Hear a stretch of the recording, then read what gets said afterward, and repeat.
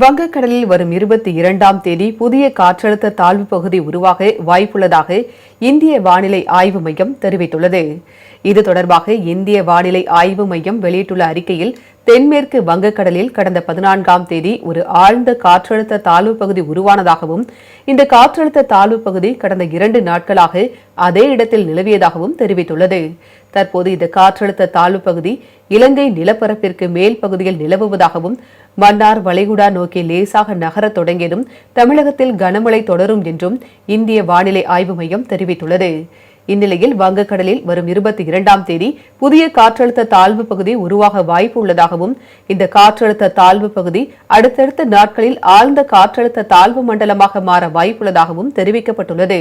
இதனால் தமிழகத்தில் வரும் 21, 22ஆம் தேதிகளில் கனமழை பெய்யும் என்றும், கடலோர மாவட்டங்கள் மற்றும் டெல்டா மாவட்டங்களில் கனமழை பெய்ய வாய்ப்பு உள்ளதாகவும் குறிப்பிடப்பட்டுள்ளது.